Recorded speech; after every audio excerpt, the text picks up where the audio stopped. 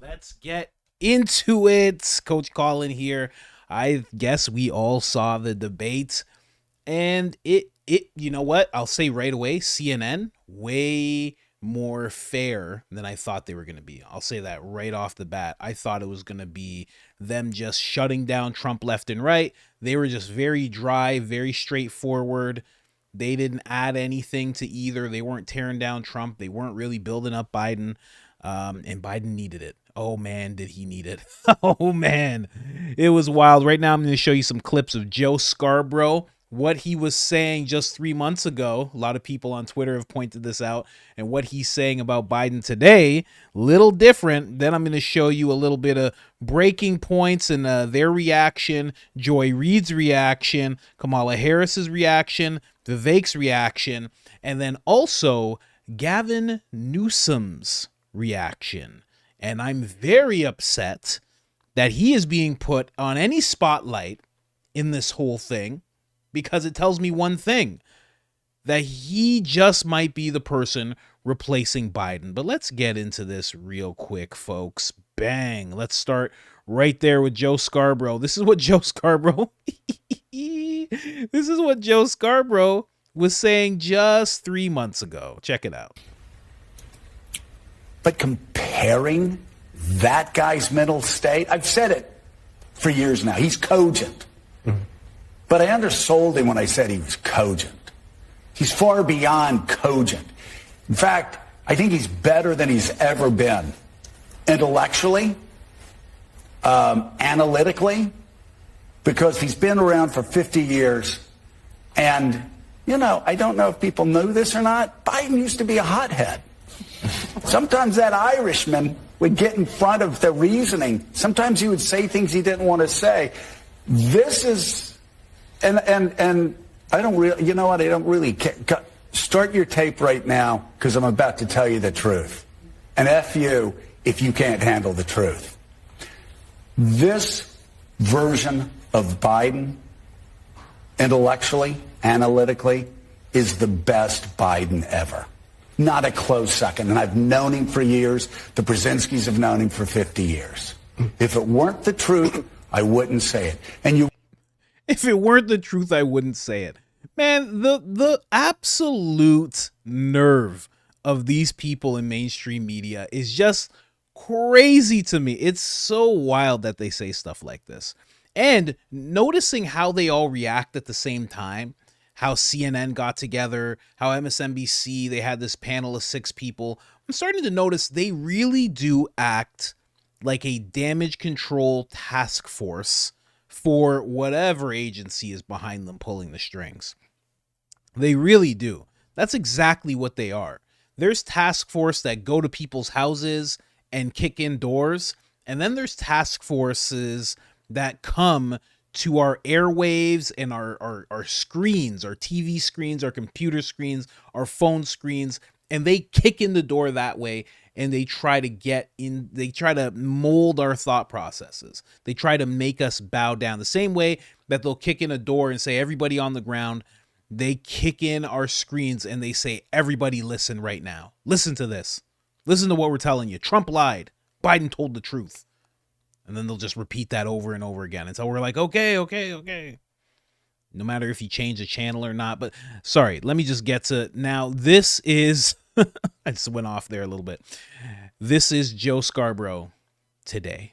And whose public service in saving this country from Donald Trump over the last 3.5 years, I honor and always will.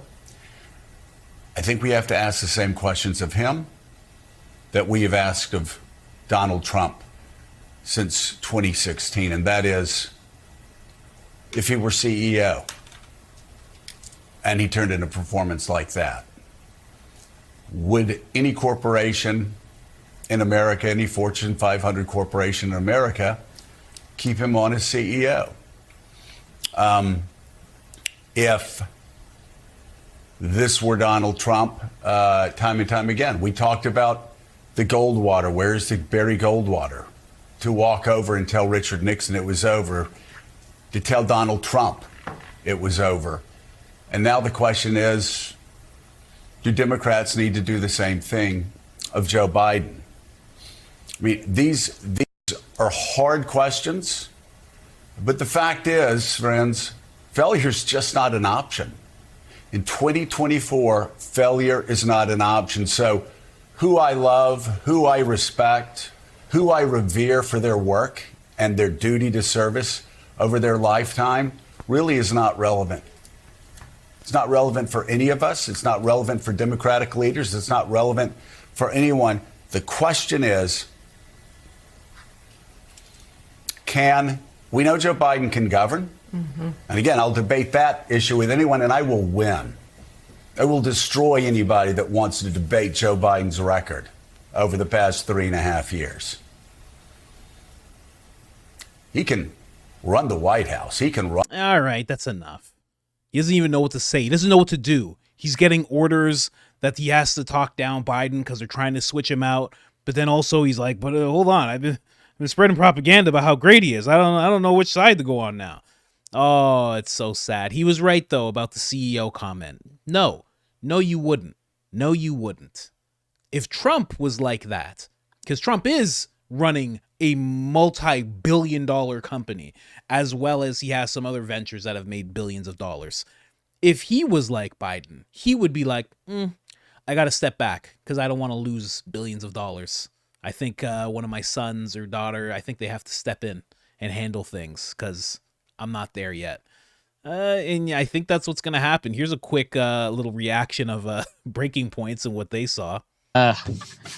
Profound moment, I think, in American history. It was great. I feel great about the country. I don't know about you guys. That one's going down in the history books. I mean, the single takeaway, I wish we could sit here as people who like policy and who would like to get into the back and forth. And the profound truth is this: we just witnessed, I mean, one of the saddest political moments, like maybe the political death of Joe Biden, and the absolute just shocking nature of his appearance, of his delivery.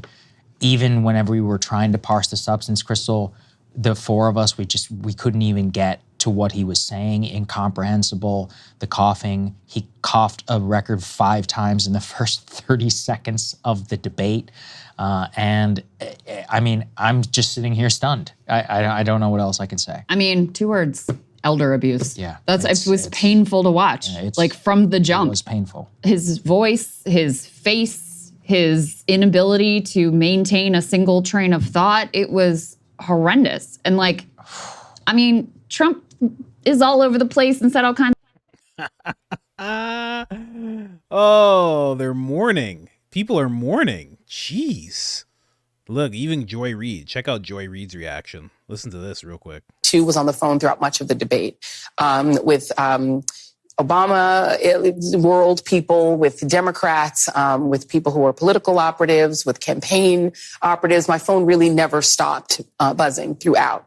And the universal reaction was somewhere approaching panic. The people who were texting with me were very concerned about President Biden seeming extremely feeble, seeming extremely weak. Listen, that was a panel, just so you guys know, that was a panel of Joy Reid and Rachel Maddow. I'm not making you listen to more than 30, 40 seconds of that. I'm not doing it myself. I don't have that type of fortitude. I don't have that mental fortitude yet, okay? I can't do it. There's only so much I can do, okay? I apologize. But even Joy Reid, like weak, feeble, panic. Funny enough, Joy Reid saying, yeah, I was just on the phone with a lot of operatives, political operatives. Is it just out in the open that these people aren't journalists? They're just operatives? Because I've been saying it, but I'm just in my spare room. So I'm like, no one's going to really listen too much to what I have to say. But she's just out there. She's like, yeah, I was talking to Obama and, we were all just getting together, making a plan, me and all the operatives. What? Huh? Get your wig back on, lady. Jeez. Isn't it sad? She seems her energy turns down when she takes off the wig. You need the Trump wig.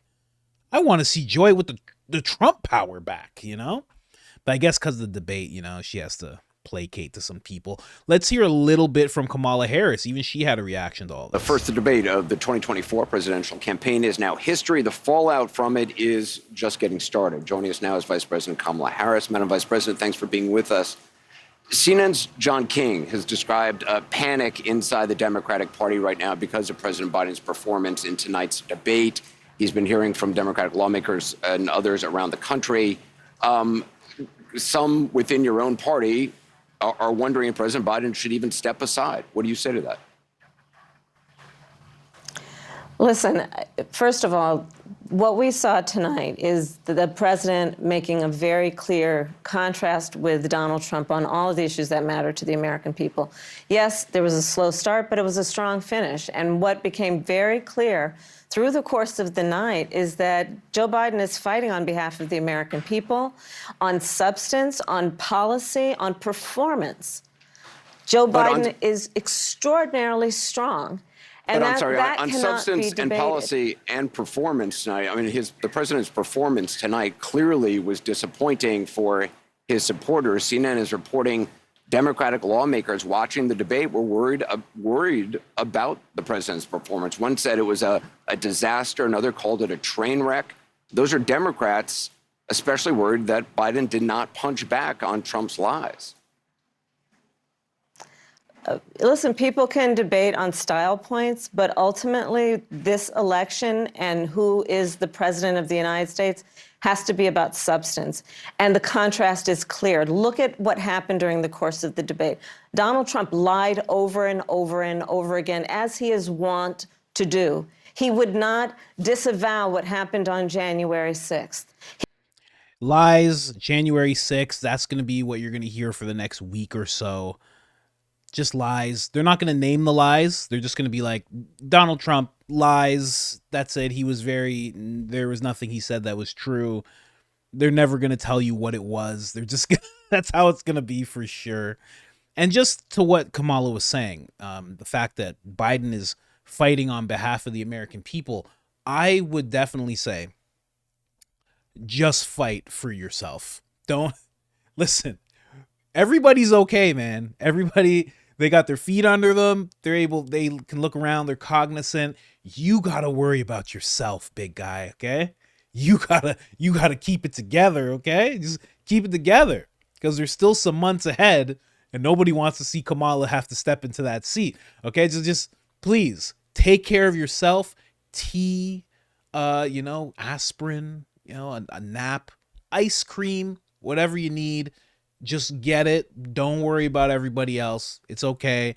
Florida has already said that, you can handle any home invaders yourself. Texas is like that too. Don't worry. Everybody's okay. Just take care of yourself. You're not in great shape, sir. Don't fight for everybody in America. It's okay. It's all right. Most of us want Donald Trump. It's okay. It's fine. Let's hear a little bit more from Kamala real quick. Then we're going to move on to Vivek. To someone who watched this debate tonight and has serious concerns about the president of the United States, what do you say to them about what they just saw? They saw they witnessed the fact that if Donald Trump were elected to be president of the United States this November, he will sign a national abortion ban. Take him at his word. He said he would when he was president before. He said if it came to his desk, he'd sign it. There's no reason to believe anything would change. A national abortion ban means that folks in New York, California, Maryland, all these other states that have protected the right of a woman to make decisions about her own body and not have her government tell her what to do will be at risk. That's what you should take away from that discussion. And just Joe finally, Biden was very clear. I know we have to go. He signed back into law the protections of Roe v. Wade. The person we These are saw big tonight, the issues, president we saw substantive tonight on that issues. stage, is that how he is every day? The Joe Biden that I work with every day is someone who, as I have said, has performed in a way that has been about bringing people into the Oval Office, Republicans and Democrats, to compromise in a way that is extraordinary these days because it just doesn't happen, but Joe Biden can make it happen. The Joe Biden I see is someone who goes to our allies around the world and strengthens NATO to the point that there are 2 new members of NATO who just about 4 years ago, people said, is NATO even have a reason for existing? The Joe Biden I know is someone who has delivered 800,000. It doesn't have a reason for existing. It's actually, yeah, funny enough, there's not a real strong reason why it needs to exist. Kamala Harris with the head movement, she's not playing around. Maybe that's all she needed to like keep her words and sentences, making sense. She just needed let me tell you something right now. She's just keeping herself on track, keeping that earpiece real tight. I'm sure nobody's talking to her in that earpiece. I'm sure it's just Anderson Cooper. That's how she hears them. I'm sure that's all it is. That's all it is, of course. Man, Kamala Harris. But you notice how Anderson Cooper is like, what do you want to tell America what they saw? Like, no. They saw it. Everybody saw it. Everybody had their screens. Everybody saw. They're always trying to tell us what we saw. This is what you saw. And she's focusing on Roe v. Wade. It's like, okay, like that's a good focus. Trump's position on that is actually way more progressive, I think. Way more, I want to say there's way more freedom in what Trump is suggesting than what Biden's suggesting. Which is very, funny that, the Republicans are supposed to be these oppressive, misogynistic, racist people. And Trump's just like, let's just let the states decide. Let's let the governors just do their thing. Let's just have it be like that. And then it's the Democrats that are like, no, one blanket thing for everybody. Everybody. And I was like, all right. I don't know, man.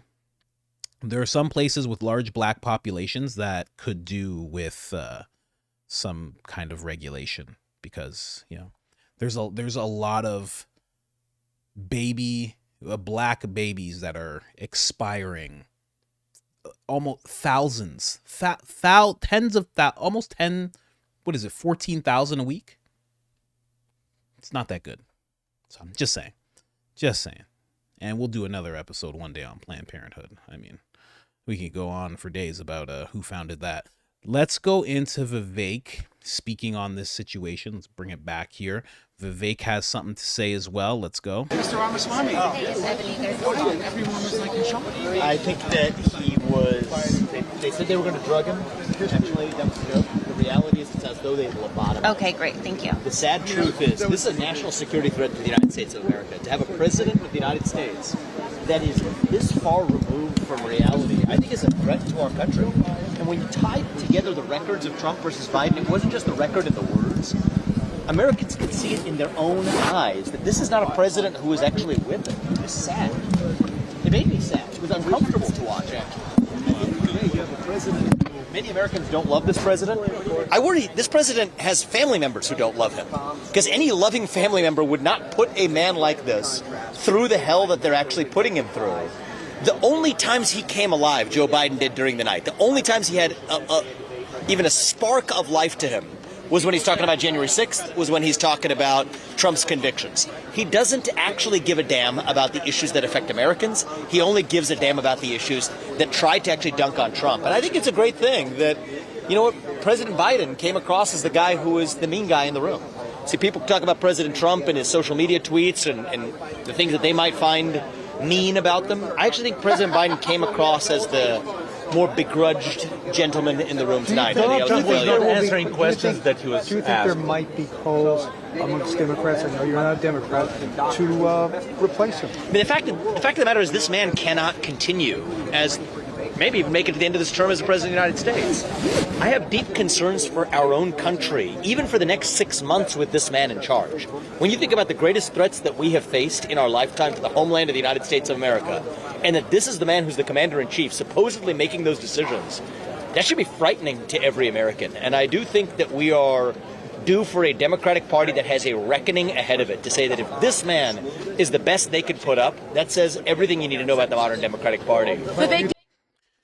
Man, and just so you know, Vivek goes on. I just wanted to leave it at that note because he's talking about the best they have to offer. But Vivek does go on to say, and I do agree with this, that we kind of saw a more mean, vindictive side of Joe Biden, and we saw this lighter side of Trump. Because Trump could have went really hard. Trump only said one time, he's like, I don't know what he just tried to say at the end there. I don't think he knows either. And then he just went on. He didn't really give it all that much time. He could have kept going. He could have said, what's wrong, Joe? Why can't you finish a sentence? You know, you need help off the stage. There's so many things that he could have just went on and did. So many sound bites that would have been collected and went viral and this and that, and would have just sent the mega base just celebrating. But he chose not to do that. And when it came to J6, when it came to Trump's charges, pending cases, Joe Biden had no problem trying to stick the knife into him and kind of twist. And I found that interesting. You know, and I think Vivek is right about that. We saw a different side of the two, most definitely. Trump was trying to keep it more statesmanly, and Biden was trying to jump over to the more salacious parts because, you know, it's easy. You're a felon, you know, and Trump did hit back, and he said, you know, you're talking about me being a felon. He's like, your son's a convicted felon. You know, and he might get convicted a lot more and other things. And he actually did touch on the fact that that Biden is a criminal and that he should be in jail. He touched on some things, but he didn't go as hard as he really could have. He could have went all out. Now, when Vivek talks about, is that the best that they have? Here's the thing with me. I see Gavin Newsom. I see him here sitting with this person from MSNBC, and I go, oh, well, Gavin Newsom has no business being here at all. Why is he here? Why is Gavin Newsom the person that this woman is sitting with? Why is he giving his 2 cents? Why isn't he running California out of the ground that it has been run into? Why isn't he lifting that place up, cleaning up the people and whatnot? Securing their border. Why isn't he, like, you know, getting things together? Why is he here? And Joe, you know what? I'm going to save that for the other channel, but this has been talked about at length, and he's doing the whole thing. Let's go. Worry less and do more. We have the opportunity to turn the page. We have the opportunity to put our heads down. We have the opportunity to universally have the back of this president who's had our back. You don't turn your back. You go home with the one that brought you to the dance. 100% all in. And I was very, very proud that he was able to articulate the work that he has done and lay a foundation of understanding of the lies and the deceit that continue to come out of Donald Trump's mouth. You were out there getting a chorus of questions about whether Biden should step down. There is panic that has set in. There is panic that has set in among people who have watched this debate, who are Democrats, people who are strategists, and some even inside Democratic campaigns. Yeah. Do you think it's unfounded? Well, I think it's unhelpful, and I think it's unnecessary. We've got to go in and got to keep our heads high. And as I say, we've got to have the back of this president. You don't turn your back because of one performance. What kind of party does that? It's been a masterclass. 15.6 million jobs. That's 8 times more than the last 3 Republican presidents combined. The only thing the last 3 Republican presidents have in common is recessions. Democrats deliver. This president has delivered. We need to deliver for him at this moment. With all due respect, the more time we start having these conversations, go down these rabbit holes, it's unhelpful to our democracy, our fate and future of this country, the world. They need us right now to step up, and that's exactly what I intend to do. Not to belabor the and that's what he intends to do. Very interesting. Very, very interesting. You know, the fact that he is there, like I said, says a lot. The fact that he's saying all this, it's almost like he's trying to position himself to an MSNBC demographic, which is a very democratic demographic. And he's trying to show himself as a person who's very loyal to Biden, who thinks of Biden, thinks the world of this man, and he would be the perfect person to toss the baton to. And, you know, it's Biden, so he wouldn't toss it. It would probably be on the ground rolling around somewhere, and Gavin would pick it up and pat Joe on the back, and that's how it would go. But I think there's a reason. I have not given in to this thought process of Gavin Newsom stepping in, but after seeing the debate and then seeing him here for, you know, no reason that I can really think of, you know, giving his 2 cents like he is like he's one of the journalists sitting next to this woman talking about the debate, breaking it down. Really, like, where's DeSantis? DeSantis isn't doing this anywhere. DeSantis is just being a governor. The governor of New York is teaching black kids what computers are. You know, they're all busy. Why is Gavin there? I think it's because he's the next one that's going to get that baton. And honestly, very sad, because if you watch Gavin Newsom, I've said this before, watch Gavin Newsom talk, go listen to Joe Biden talk when he was younger. They sound like the exact same person. And then on top of it, Gavin Newsom is like a blend of Hillary Clinton and Justin Trudeau. It's just no good. We'll see what happens, though. I think even with him on the ticket, Trump would still win, because I don't think there's many African American and Hispanic people who would look at Gavin Newsom and say, I'm on board with that. I think a lot of them would turn away. And I think Trump's vote for the black vote, the Hispanic vote, would go through the roof like we've never seen it before. But that's it, guys. I just wanted to show you that. A lot of reaction. CNN's trying to crack down really hard on not letting anybody like use clips and whatnot. So we're all being wary of that for the most part. But we'll see. We'll see. Just takes a couple of people to just kind of, you know, do the disputes and the copyright strikes and stuff. But just wanted to bring you guys that. Those are the reactions. Let me know in the comment section what your reaction to this whole thing was. I think Biden did exactly what I thought he was going to do. He gave me and my wife some laughs as we were watching. I was very, very surprised on how controlled Trump was. Very surprised on how he controlled himself. And if Biden continues on, which they say he's going to the next debate, we'll see what happens next time. Anyways, guys, just wanted to bring you that. Subscribe, turn on the notifications, helps tremendously. Other than that, I'm out.